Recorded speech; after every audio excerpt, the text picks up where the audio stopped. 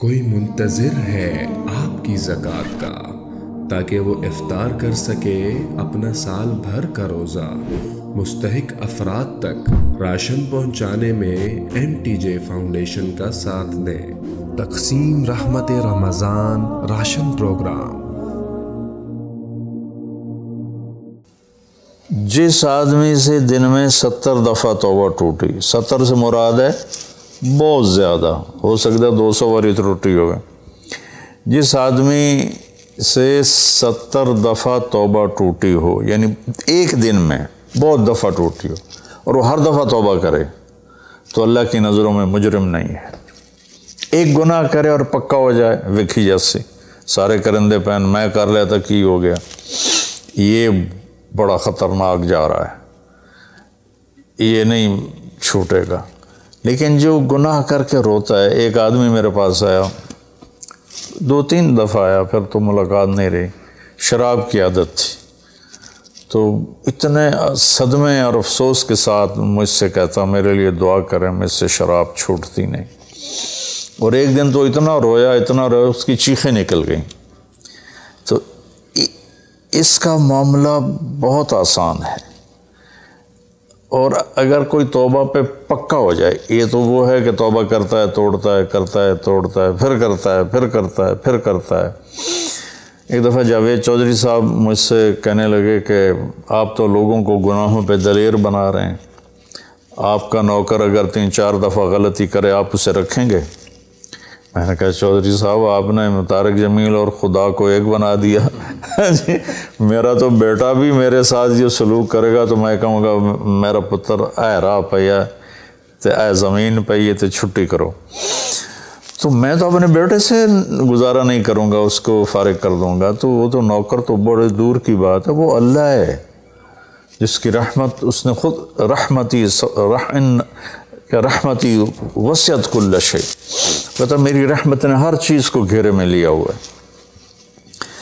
تو توبہ کرتا رہے گا ندامت کے ساتھ، دل کے ساتھ، پھر نفس کے ہاتھوں مجبور ہو کر یا ماحول کے ہاتھوں مجبور ہو کر کچھ کرنا پڑ جاتا ہے، ہو جاتا ہے، پھر وہ توبہ کرتا ہے۔ اس کا معاملہ بہت آسان ہے۔ اور جو توبہ پہ پکا ہو جاتا ہے تو اس کے ساتھ اللہ کیا کرتا ہے؟ پہلے اللہ تعالیٰ نے کہا کہ والذین لا یدعون مع اللہ الہا آخر، میرے بندے وہ ہیں جو شرک نہیں کرتے۔ ولا یقتلون نفس التی حرم اللہ الا بالحق، اور جو کسی کو قتل نہیں کرتے۔ ولا یزنون، جو زنا نہیں کرتے۔ ومن یفعل ذلک یلقى اثاما، جو یہ کام کرتا کرتا مر گیا اس کو بہت بڑا اس کا تاوان بھگتنا پڑے گا۔ یضاعف له العذاب ویخلد فیہ مہانا، فیہا ہے،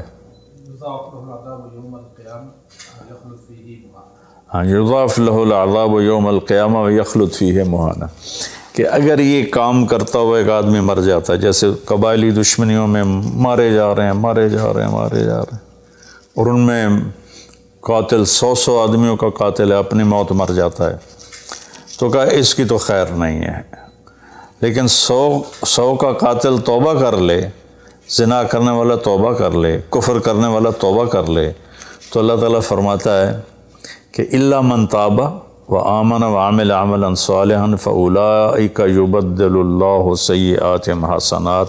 پھر میں کیا کرتا ہوں کہ اس نے جو توبہ پکی کر لیتا ہے، پکی، تو میں کیا کرتا ہوں اس نے زندگی میں جتنے گناہ کیے ہوتے ہیں وہ مٹا کے نیکیاں لکھ دیتا ہوں، ہر گناہ کے بدلے ایک نیکی لکھ دیتا ہوں۔ ایک دفعہ نعیم بٹ صاحب میرے بڑے پیارے بھائی ہیں، دوست ہیں، کہنے لگے مولانا صاحب میری نیکیاں آپ سے زیادہ ہیں۔ میں نے کہا جی میں تو کوئی دعویٰ نہیں کیتا بھائی میریاں زیادہ، کہا نہیں میں لاجک دیتا ہوں، کہا ہم نے اتنے گناہ کیے ہیں کہ جس کی حد کوئی نہیں، شوبز کی دنیا میں تھے وہ، تو اب میں نے کر لیے پکی توبہ، تو آپ کی نیکیاں اتنے نہیں جتنے میرے گناہ ہیں، وہ سارے لکھے گئے نیکیوں میں، تو میری نیکیاں آپ سے بڑھ گئی۔ میں نے کہا بڑی زبردست آپ نے لاجک دی ہے، بالکل ٹھیک ہے، اللہ پاک جس کو جتنا چاہتا ہے دیتا ہے۔ تو توبہ پر اللہ تبارک و تعالی ہر شے معاف کر دیتا،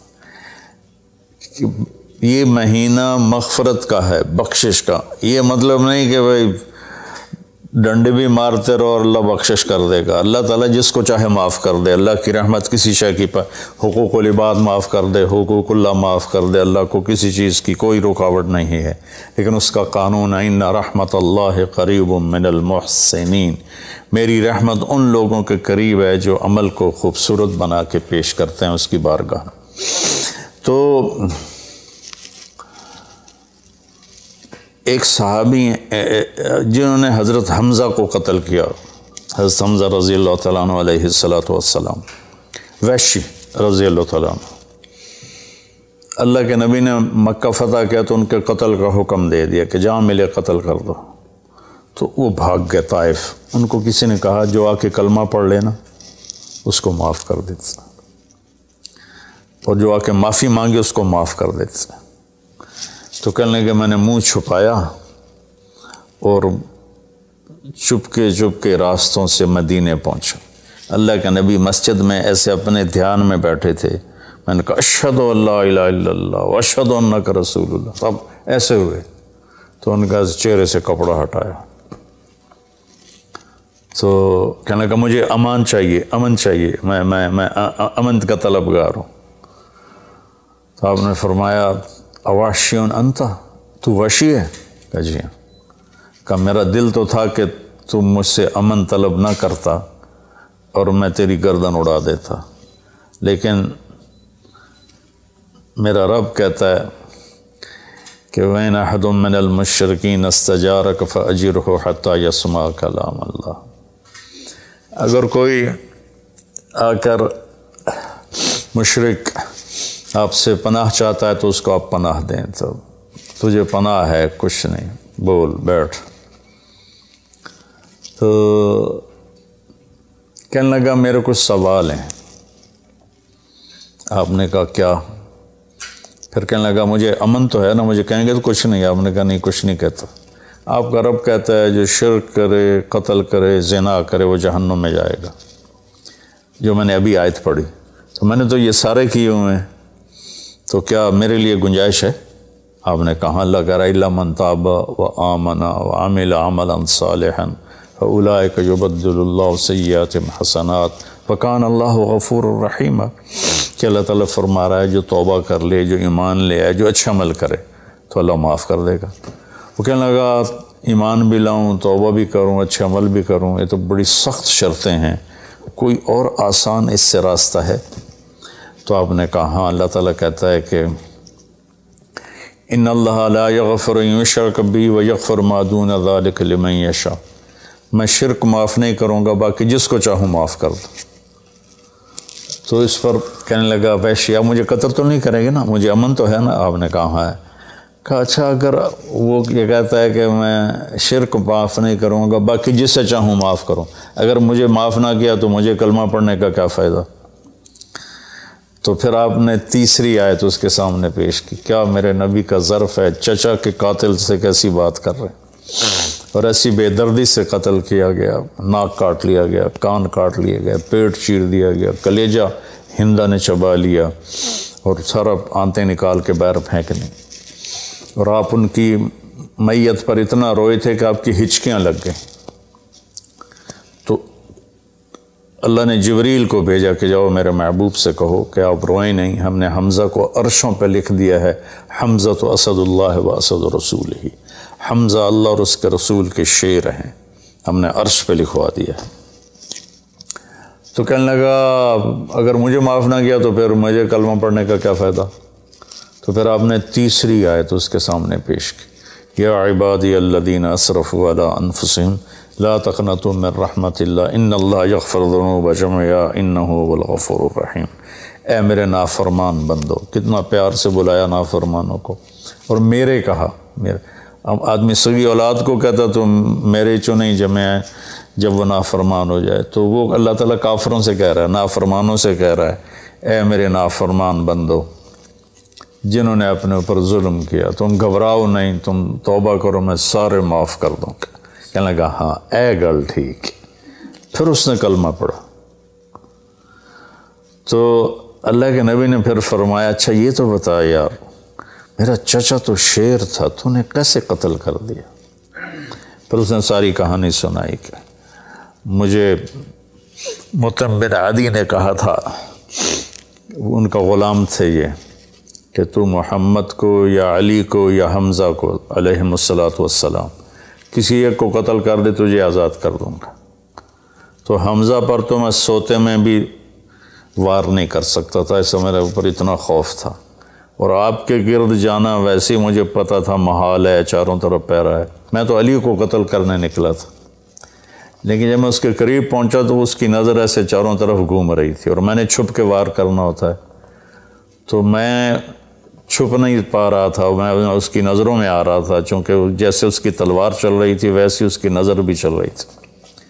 تو پھر اس کو چھوڑ کے میں حمزہ کی طرف گیا، تو وہ اندھا دھند، دونوں ہاتھوں میں تلوار تھی، وہ دائیں بائیں نہیں دیکھ رہے تھے، بس آگے جو آ رہا تھا گاجر مولی کی طرح کاٹ رہے تھے۔ تو اس کے راستے میں ایک پتھر کے پیچھے چھپ کے بیٹھ گیا۔ جب وہ میری زد میں آئے تو میں نے برچھا پھینکا، تو ان کے لگا، تو انہوں نے مجھے ایسے دیکھا تو مجھے لگا میری جان نکل جائے گی۔ میں بھاگا وہاں سے ڈر کے مارے، حالانکہ مجھے پتہ تھا میرا برچھا وار کام کر گیا ہے۔ تو پیچھے آوازیں ابا ہمارا ابا ہمارا، تو مجھے اندازہ ہو گیا کہ میرا کام ہو گیا۔ تو اس پر اللہ کے نبی ایسے روئے کہ پھر آپ کی آنکھوں کی لڑیاں لگ گئیں آنسوں کی، حالانکہ اس بات کو 7 سال ہو چکے تھے۔ پھر آپ نے کہا ویحک غیب عنی وجہک، اللہ تیرا بھلا کرے میرے سامنے نہ بیٹھا کر۔ یہ بھی اس کو نقصان سے بچایا کہ کہیں میرا دل دکھ جائے دیکھ کر تو اس کا نقصان نہ ہو جائے۔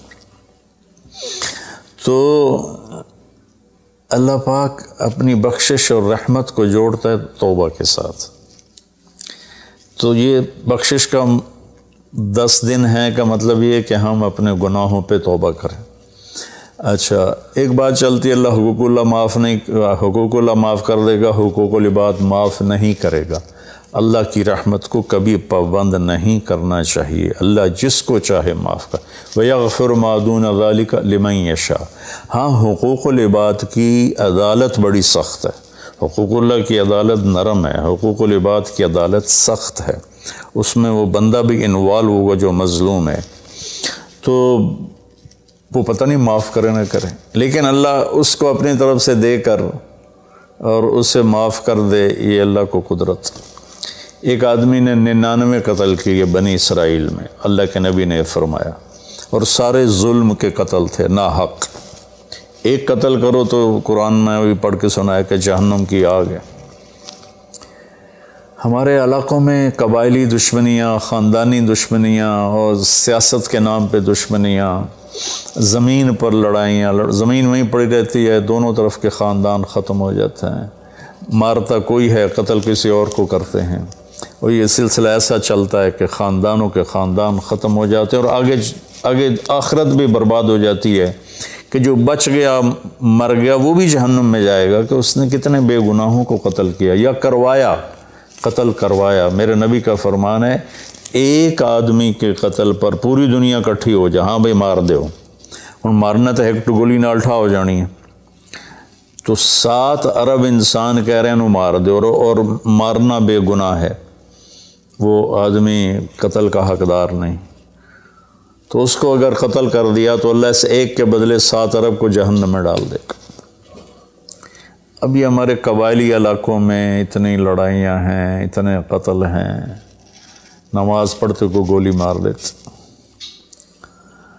تو یہ خیال نہیں کرتے کہ آگے اس قتل کا جواب دینا پڑے گا۔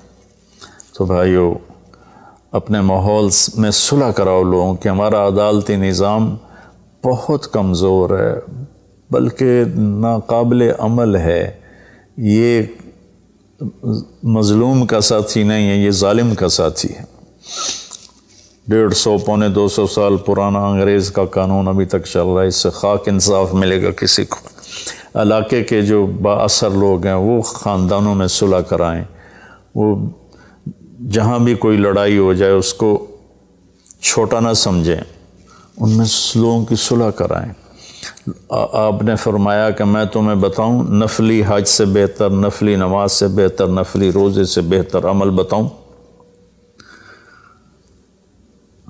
حالانکہ نفلی حج اور فرض حج میں سارے اعمال برابر ہوتے ہیں، لیکن فرض کو کوئی چیز پہنچتی نہیں، لیکن تھکاوٹ تو نفلی والے کو بھی اتنی ہوتی جتنی فرض والے کو ہوتی، تو آدمی پس کے رہ جاتا۔ میں تو کئی سال مسلسل حج کیے ہیں۔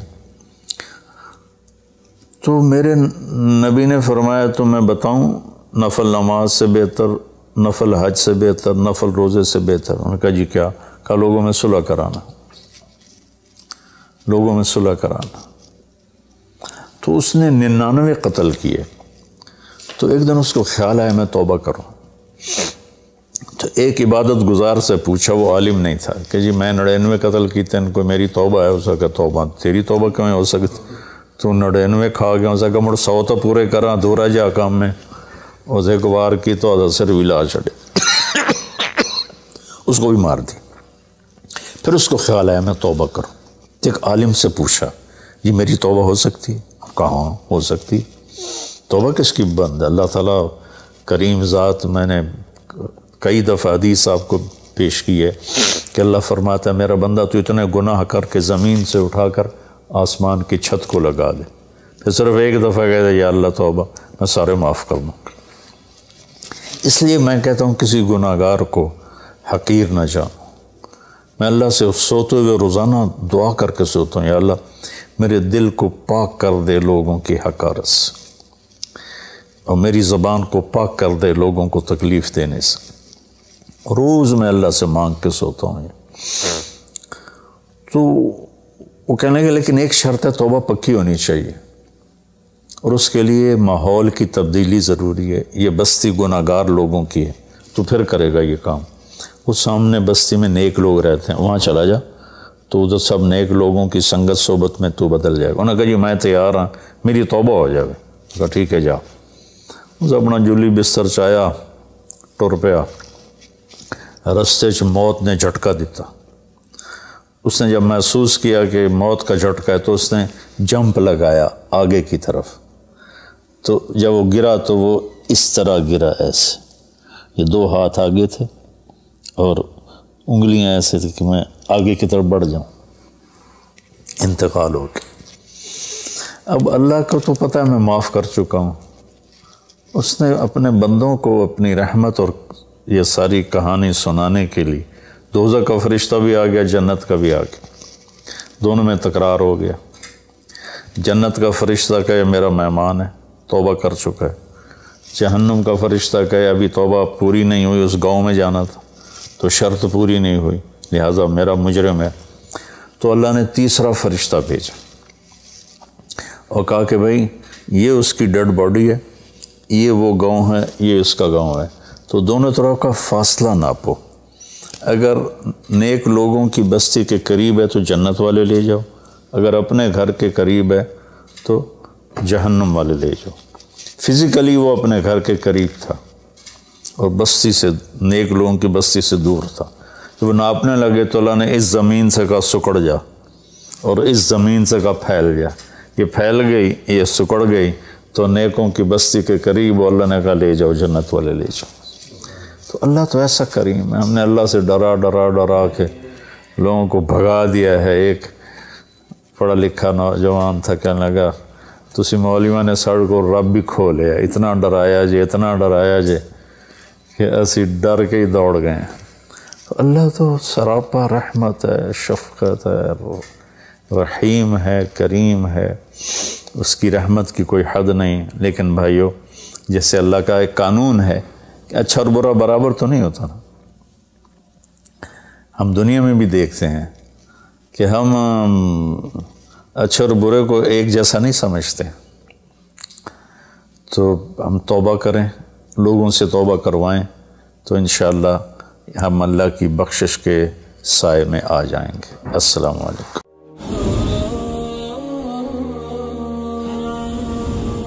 ہم یقینی بنا رہے ہیں صحت مند پاکستان اور بدل رہے ہیں زندگیاں۔